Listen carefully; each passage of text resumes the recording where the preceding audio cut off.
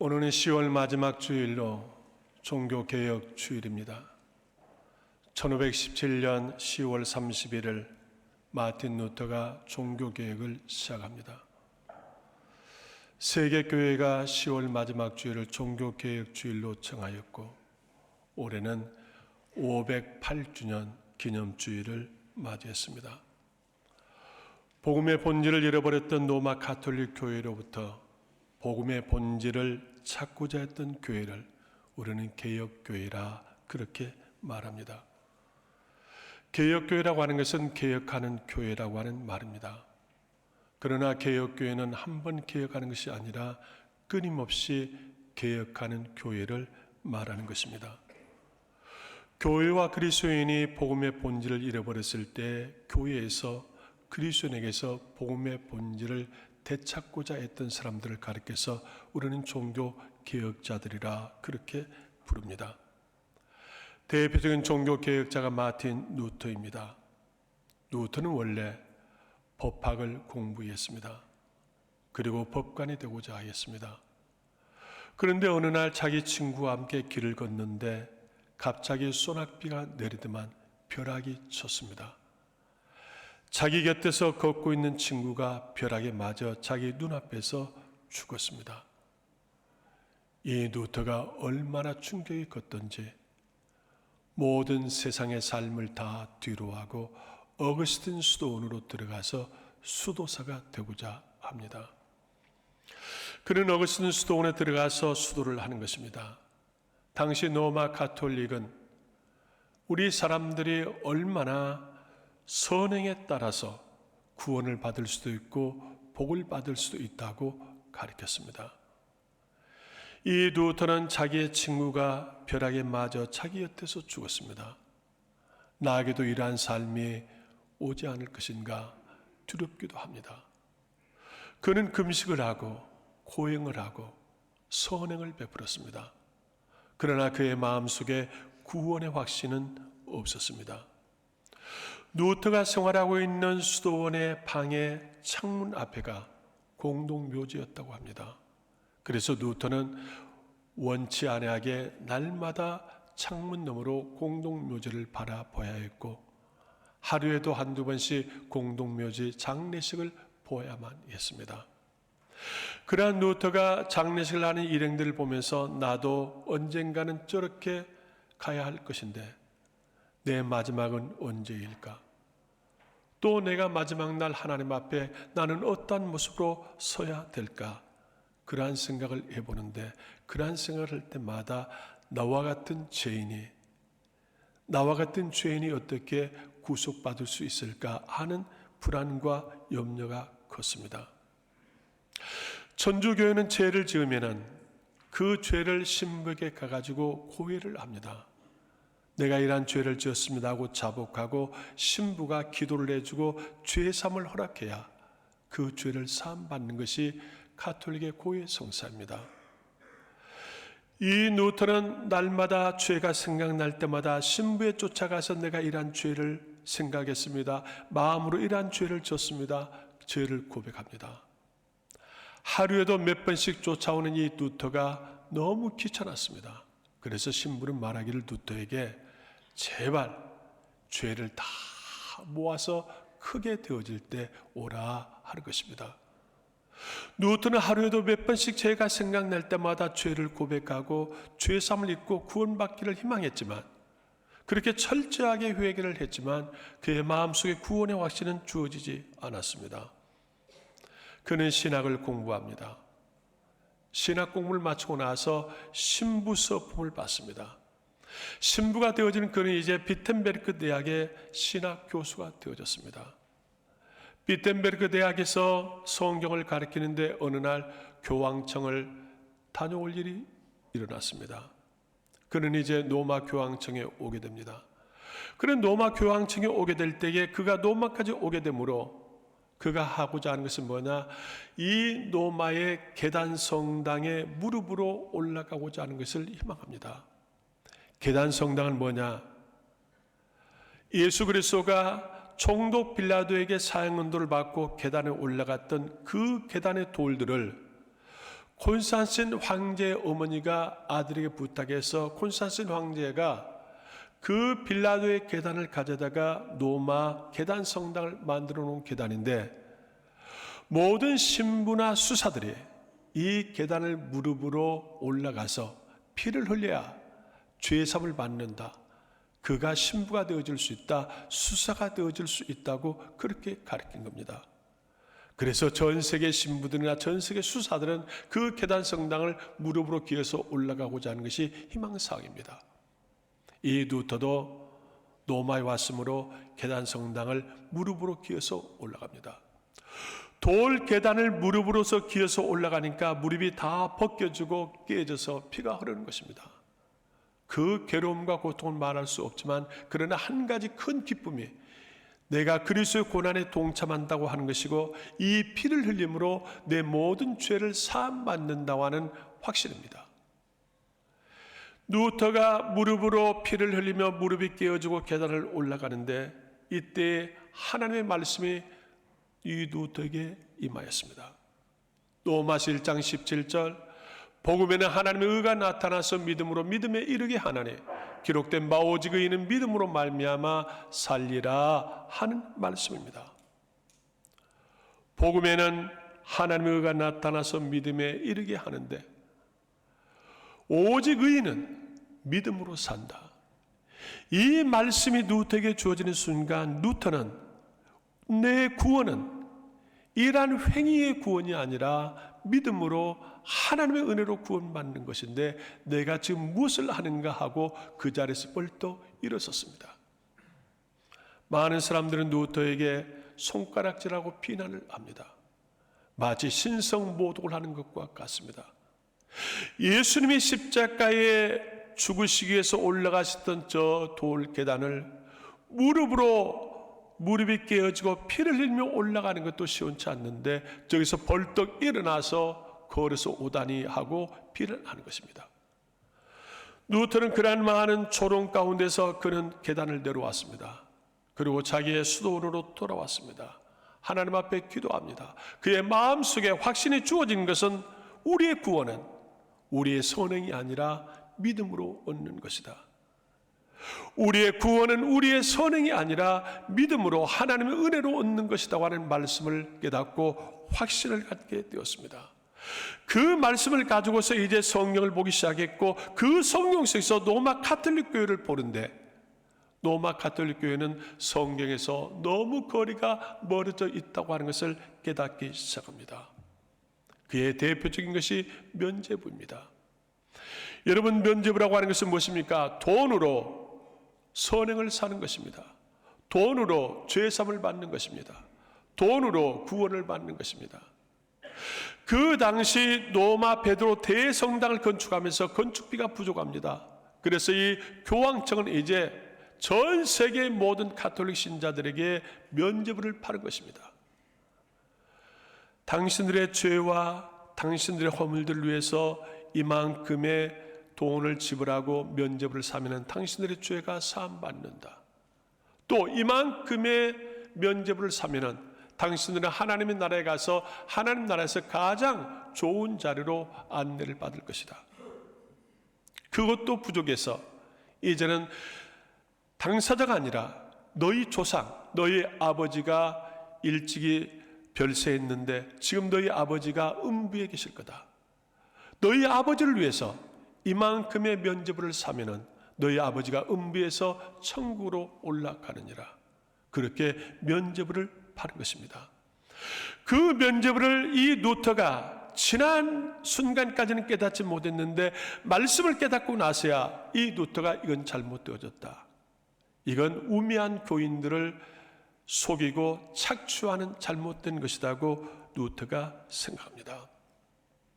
그러면서 1517년 10월 31일 비텐베르크 대학 정문 게시판에 그 당시 가톨릭에 잘못되어졌던 95개 조항을 거기에 부착했습니다.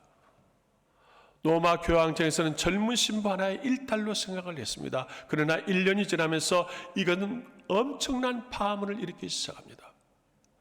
그래야 해서 1520년 7월 15일 교황 네오 14는 이 누터를 파문합니다. 그리고 그에게 파문장을 보냈습니다. 누터는 신부에서 파직된 겁니다. 이 누터가 교황이 보낸 파문장을 비텐베르크 대학 학생들 앞에서 불태워 버렸습니다. 비텐베르크 대학의 학생들과 독일 시민들은 모두 다 이 누터를 응원했고 누터를 위해서 기도합니다. 누터는 독일 국민들의 기도와 응원에 힘입어서 종교개혁을 시작한 것입니다. 중세 부패한 가톨릭 교회에서 개혁된 교회, 그게 오늘 기독교의 우리 교회입니다. 오늘 한국교회는 어떻습니까? 한국교회 미래를 준비하는 모임에서 한국갤랩에 설문을 의뢰했습니다. 교회가 하면은 신뢰성이 떨어질까봐 모든 것이 공인처럼 여기는 한국갤랩에다가 의뢰를 한 것입니다. 한국교회가 건강하지 못한 이유가 무엇인가 하는 것입니다. 한국교회가 건강하지 못한 이유는 사회적 신뢰도 추락이라 그렇게 보았습니다. 왜 한국 사회가 한국교회를 부정적으로 보느냐 하는 걸 물었습니다. 한국 사회가 한국교회를 부정적으로 보는 이유를 몇 가지 여기에 설문조사가 나왔습니다. 하나는 사회봉사 및 이웃사랑에 인색한 교회다 하는 것입니다. 둘째는 한국교회 분쟁이 너무 많다 하는 것입니다. 또 하나는 교회가 헌금을 너무 강조한다 하는 것입니다. 또 하나는 교세 확장에 집착한다 하는 것입니다. 또 하나는 사회적 무리를 일으키는 지도자들이 많다 하는 것입니다. 그리고 마지막 하나는 사이비 이단 교회들도 모두 다 한국교회, 기독교회처럼 여겨진다 하는 것입니다. 이런 많은 것들이 정말 한국교회의 부끄러운 모습들입니다. 그런데 이러한 부끄러운 모습들 가운데서 오늘 시간이 주어져 한정된 시간에 다 말씀드릴 수는 없고 한 가지만 말씀드린다고 하면 한국교회는 첫 번째 사회봉사를 많이 하지 않다, 이웃사랑에 인색하다 했는데 한국교회가 사회봉사를 적게 하는 것입니까? 전 세계 NGO-단체의 70%가 기독교입니다. 한국에 마찬가지입니다. 이북을 선교하고 이북을 돕는 것 80%가 한국교회가 하고 있습니다. 그런데 왜 한국교회는 가톨릭 천주교보다 못한다고 말하는 것입니까? 천주교회는 단일교회로 하고 있으니까 덩치가 큽니다. 그러나 한국교회는 하나로 하는 게 아니라 6만 개 교회로, 6만 개 교회로 각자 개교회가 하기 때문에 천주교에 비해서 작게 보일 뿐입니다. 물론 우리에게 채찍으로 우리가 스스로 가슴을 쳐야 할 것은 우리가 세상의 빛과 소금이 되지 못하니까 이렇게 비난을 받는 건 사실입니다. 종탑은 많은데 십자가의 정신은 희박하고 이 땅에 1,000만 명, 1,200만 명의 그리스도인이 있는데 이 그리스도인 가운데 온전하게 빛과 소금이 되어지는 성도들이 작기 때문입니다. 1970년대에 교회 성장학자들이 일어납니다. 많은 목회자와 교회가 교회 성장을 부르짖습니다. 특별히 미국 교회와 한국 교회에서 1970년도에 메카 교회가 많이 일어났습니다. 대형 교회들이 많이 나왔습니다. 그러나 70년도에 대형 교회들이 2000년에 들어오면서 많은 사회적 무리를 일으켰습니다. 이때 미국 교회 성장학자 칼 조지 박사가 일어납니다. 그러면서 이제 우리에게 필요한 것은 메카 교회가 아니다, 메타 교회라고 외치기 시작합니다. 메타 교회는 메타 처치 무브먼트입니다. 즉 개혁하는 교회입니다. 교회가 크게 대형교로 성장하는 교회가 필요한 것이 아니라 오늘도 우리의 지역을 변화를 말할 수 있고 변화를 가져올 수 있는 그러한 개혁교회가 필요하다고 칼 조지 박사가 말하는데 많은 사람들이 여기에 동의를 하는 것입니다.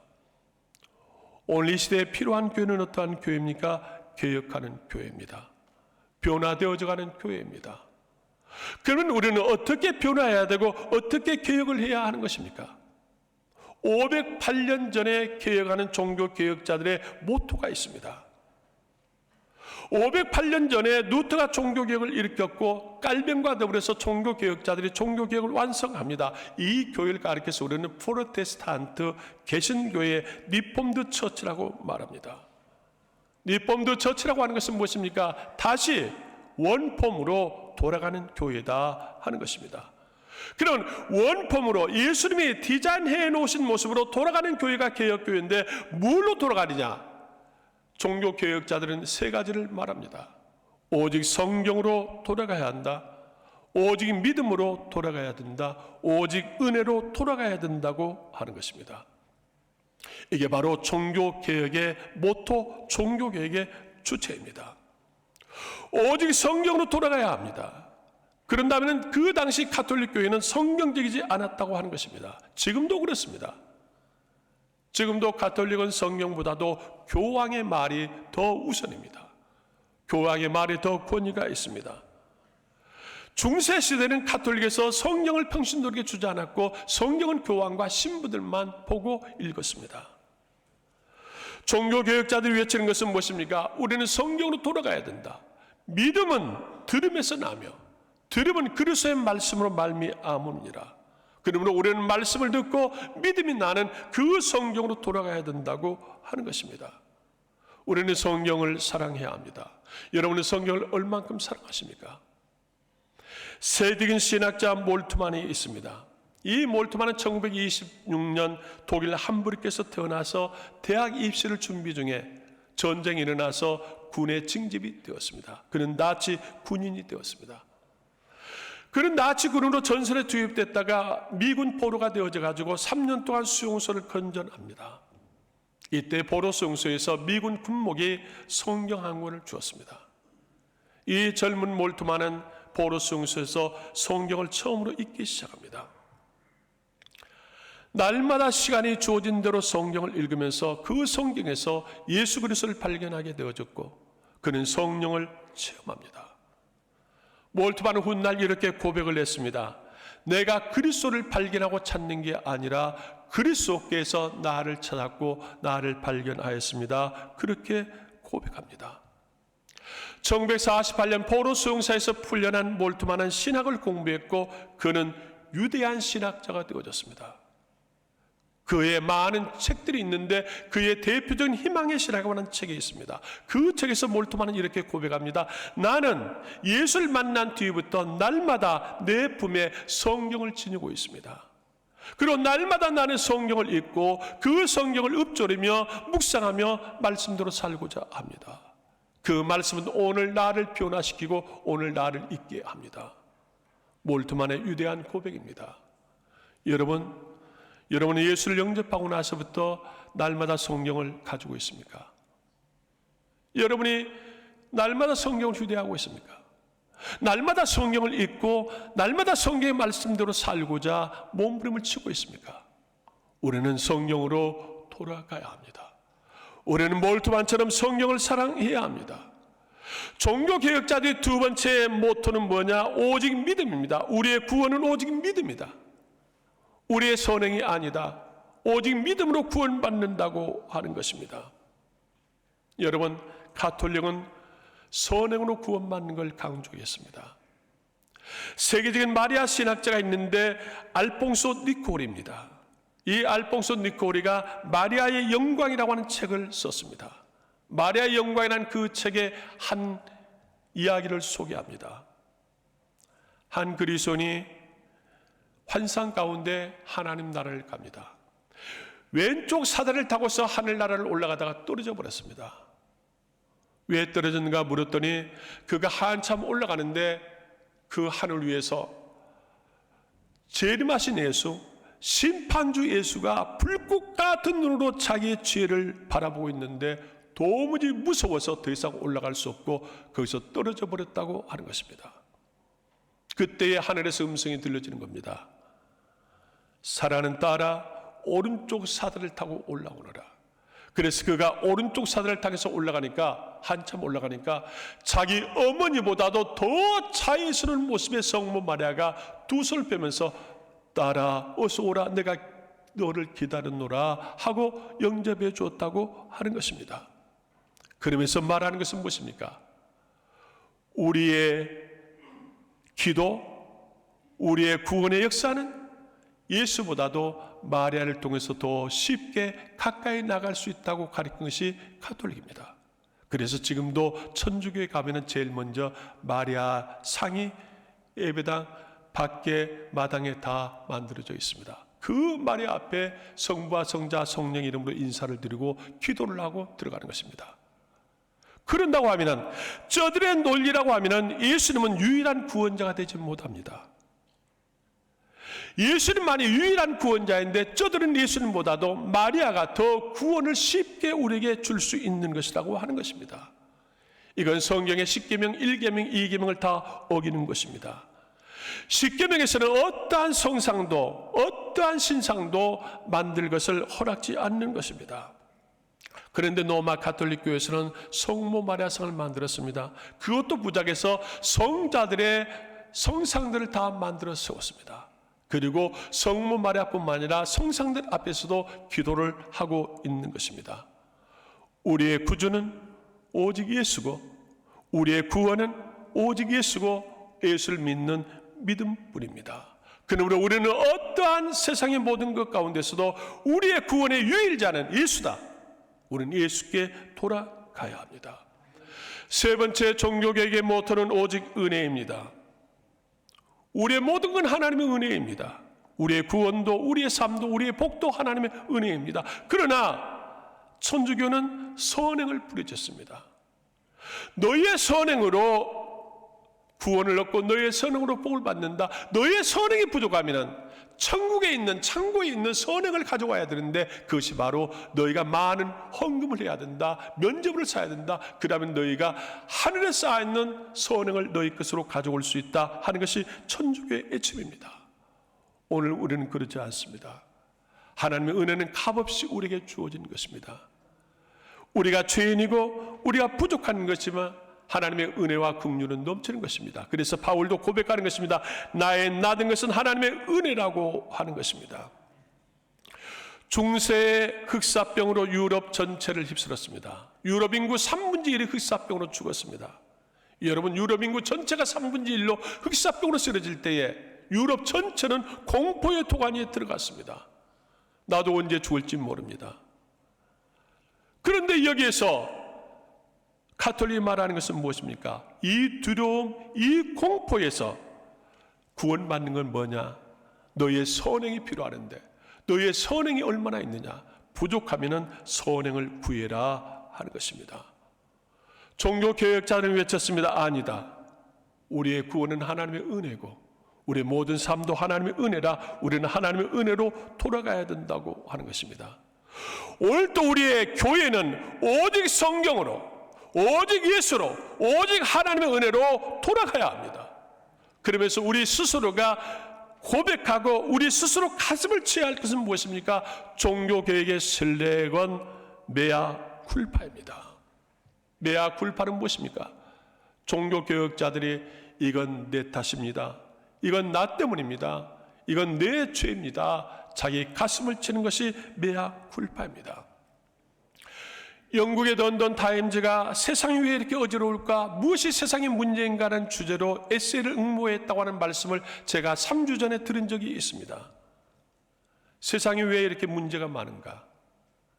많은 사람들이 여기에 참여했습니다. 그런데 거기에 대상이 누가 받았다고 그랬습니까? 추리소설 작가 G.K. 체스터턴이 받았습니다. 이 체스터턴의 글은 짤막했지만 모든 사람들에게 감동을 주었습니다. 그 주제는 무엇입니까? I am, 납니다 하는 것이 주제입니다. 세상이 이렇게 어렵게 되는 것이, 세상이 이렇게 문제가 되는 것이 모두 다 나 때문입니다. 나로부터 시작했습니다 하는 것입니다. 이 체스터턴의 I am이라고 하는 이 에세이는 종교개혁의 슬로건에서 영감을 받았다고 말합니다. 종교개혁의 슬로건이 무엇입니까? 메아 쿨파입니다. 내 탓입니다. 내 탓입니다. 내 잘못입니다. 내가 기도하지 못해서 그랬습니다. 내가 수금과 빛이 되지 못해서 그랬습니다. 메아 쿨파 아엠이라고 하는 것입니다. 여러분, 세후에는 일반 새우가 있고 보리새우가 있습니다. 일반 새우는 딱딱해서 껍질을 먹기 어렵습니다. 그러나 보리새우는 껍질까지 다 먹습니다. 날것으로도 껍질까지 다 먹는 것이 보리새우입니다. 보리새우는 보리새우 자체가 껍질도 부드럽기 때문입니다. 왜 그런 줄 아십니까? 일반 새우는 자기 껍질을 벗기지 않습니다. 그러나 이 보리새우는 해년마다 자기 껍질을 자기 스스로 벗겨내는 것입니다. 그리고 마지막 자기 껍질을 자기가 벗기지 못할 때는 그 껍질에 갇혀서 보리새우는 죽는 것입니다. 그러니까 살아있는 보리새우는 모두 다 껍질 자체도 부드러운 것입니다. 오늘 사람도 그렇습니다. 어린애들은 회개하기 좋아합니다. 그러나 나이가 들면 회개하기 싫어합니다. 젊은 청년들은 손을 들고 회개하라고 손 들고 기도합니다. 그러나 나이가 좀 들면 부끄러워 손도 못 듭니다. 이제 예수 믿는 세례 받는 사람들은 눈물을 짜고 회개합니다. 그런데 권사가 되어지고 장로가 되었지만 이제 마음이 굳어져서 눈물 흘리고 회개하는 걸 싫어합니다. 그리고 착각합니다. 자신의 신앙만큼, 자신의 신앙의 연조만큼, 자신의 직분만큼 나는 바르게 신앙생활을 잘 하고 있다고 착각을 하고 있습니다. 세상은 빠르게 변화되어져 가는데 변화되지 않는 것이 무엇입니까?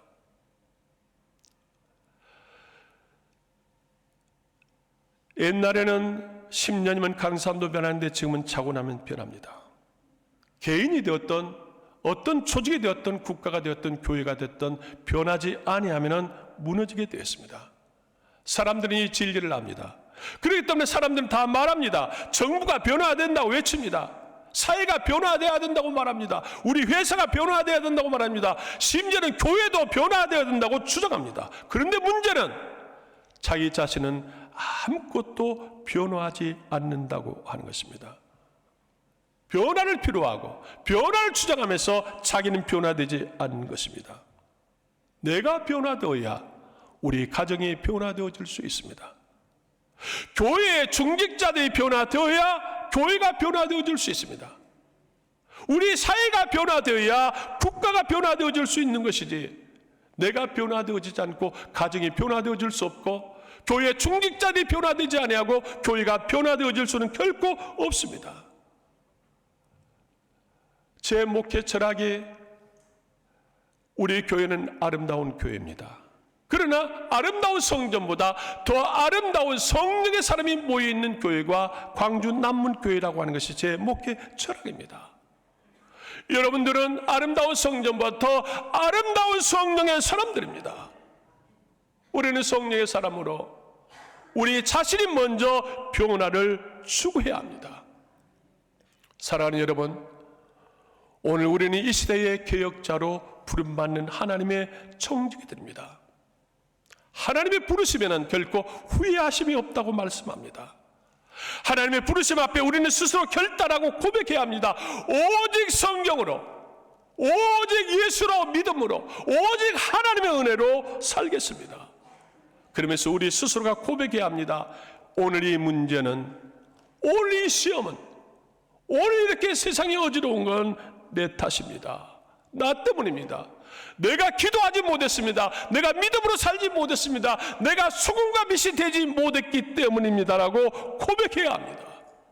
그리고 우리는 기도해야 합니다. 우리 교회가 사도행전적 초대교회로 다시 부흥하게 하십시오라고 기도해야 합니다. 오늘 또 하나님은 개혁자를 찾고 있습니다.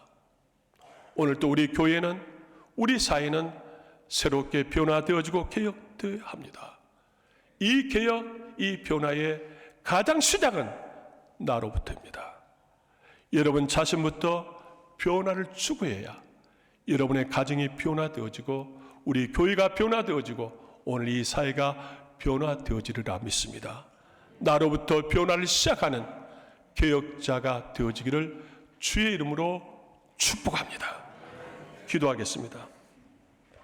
하나님, 중세 가톨릭 교회에서 508년 전에 이 땅에 종교개혁을 허락하셨고 개혁하는 교회를 세워주심을 감사합니다.